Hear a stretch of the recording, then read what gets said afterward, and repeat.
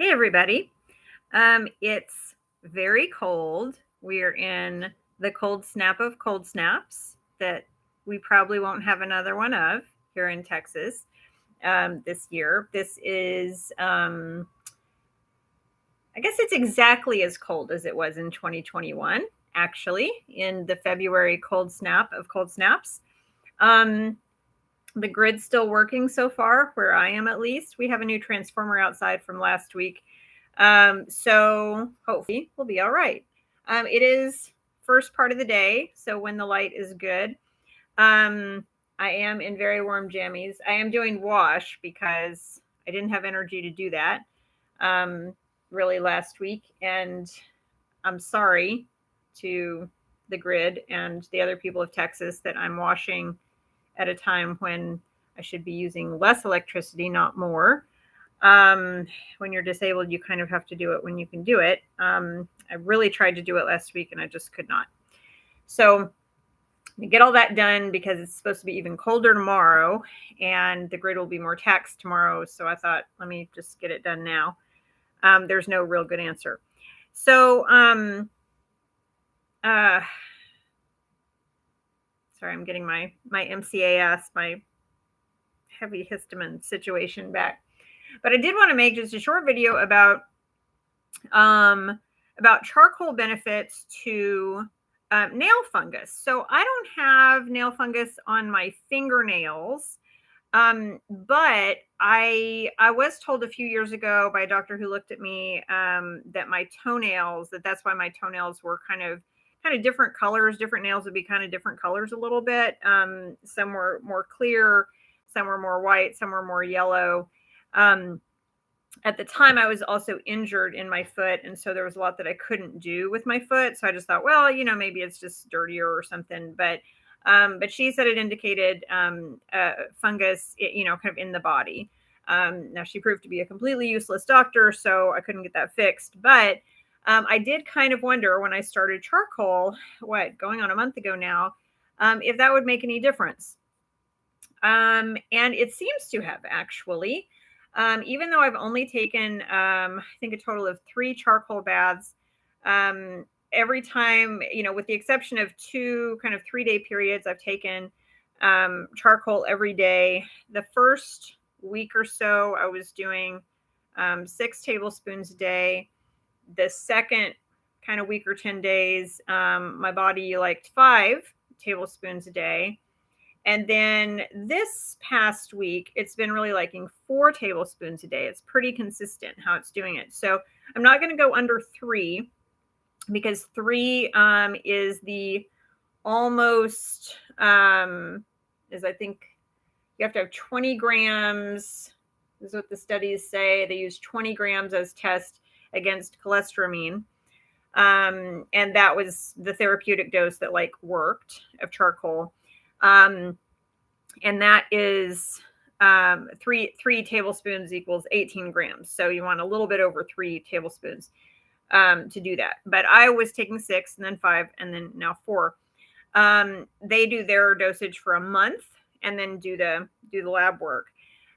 So that's how much I've had. I'm going to just show you. I don't know if the light's going to be good enough. The resolution on YouTube is not the best.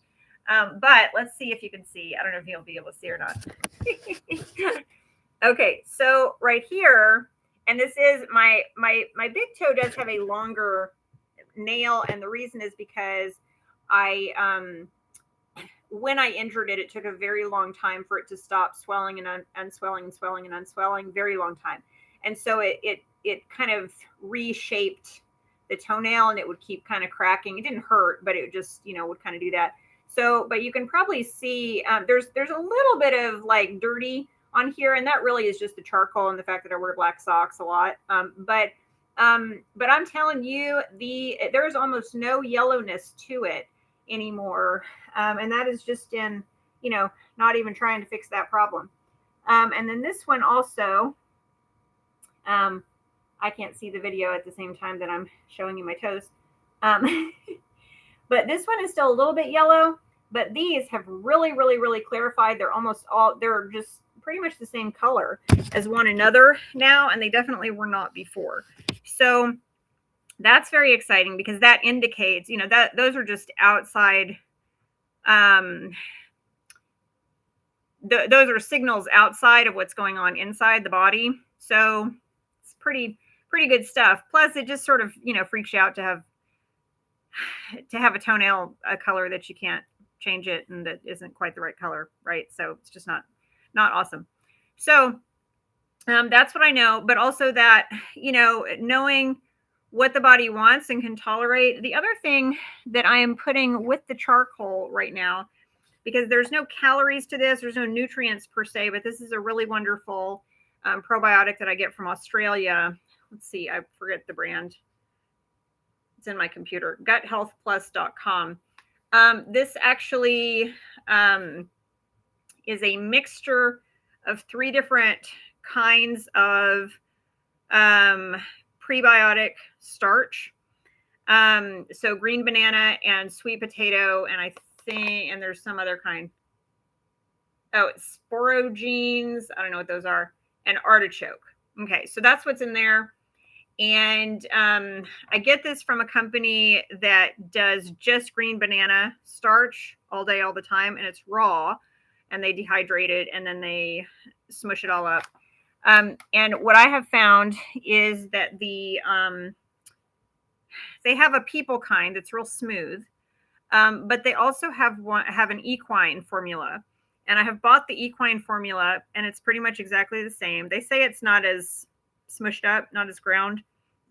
I haven't really found that to be the case. It's still smoother than like anything I get in the States. You have to ship it on the boat, so it takes a minute to get here.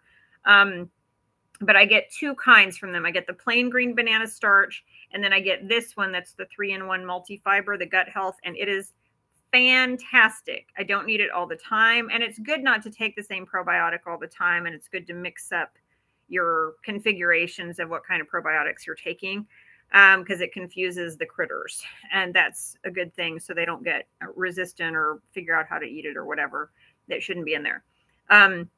But I really recommend those because, of course, as you're dealing with fungus and or molds in the body, etc., you want to keep things fresh. I'm going to be starting raw milk on Wednesday. I was going to try to start yesterday, but as the weather's turned out, it would have been better to drive yesterday than it will be on Wednesday. But I thought the weather was going to be cleared up by Wednesday. So those are 2 good resources. I don't always make real public the green banana starch because I don't want that company to get too big, and I don't want my source to dry up. But it is a really good source. It's not, no one thing is going to fix your whole life or anything. But if your body's kind of getting used to the probiotic that you've been on, do keep in mind that it comes from a whole nother continent. And so in addition to it already being not in your body and you need a little time to adjust to having green banana starch in your body, it's from a different continent, like all the way around the world, as far away as you could possibly get. So the ecosystem and the biome that you're pulling into your body is very different than what you've done before if you're in another westernized country, certainly in North America. So start kind of slow with it, because it will give you diarrhea while it's figuring out what it's doing.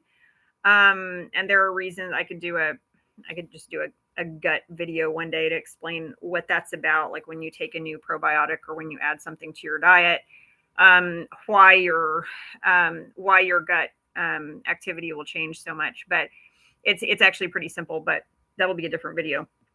But this one in particular, it's Australia. Unless you're from Australia, it's a whole different ecosystem. I can't stress this enough. So start small, but it is just a little powder. It'll come with a little scoop, and the scoop is 1 tablespoon, I believe. And so you can use that, and it is very helpful to kind of add into the mix. And you really want to diversify what's in your gut. Again, I don't take it all the time. It's not my go-to for every single time, but I'll go through periods of 1 to 3 months where I'm doing a lot of that. And that's why I have both of them. That 3-in-1 is very good. But sometimes just the plain old green banana starch is perfect too. So hope that's helpful. These are, these are layers of health that we're building, and I'm starting to learn about the pieces of the chemical trails. Some people say they're just contrails, which what they mean is condensation trails.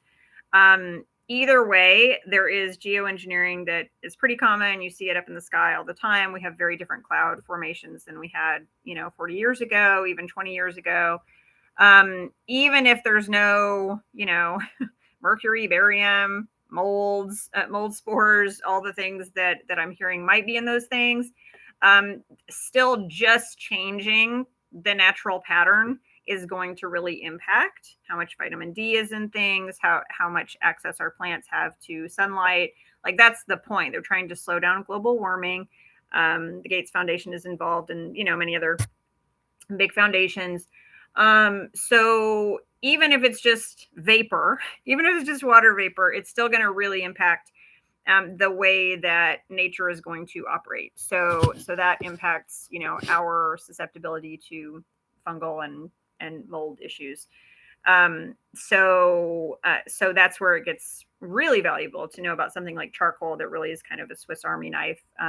Again, you want to be very careful with charcoal. Don't start charcoal at all, and if you are on synthetic pharmaceuticals or synthetic supplements that like keep you alive, because it will degrade those. It will bind to those and take those out. It may not take all of them if you're taking a lot of them, but it will certainly interrupt their activity. So just, be safe. All right. Hope that's helpful for those dealing with the toe fungus issue, because you can't paint something on and have that address what started the fungus in your system, because whatever's showing up on your nails is because it's in your system taking over. So don't spend all your money on, nail stuff. If you have a nail fungus issue, go inside, get that cleaned out. And I promise you, my nails were yellow 3 weeks ago, and they are just not now. So hope that helps.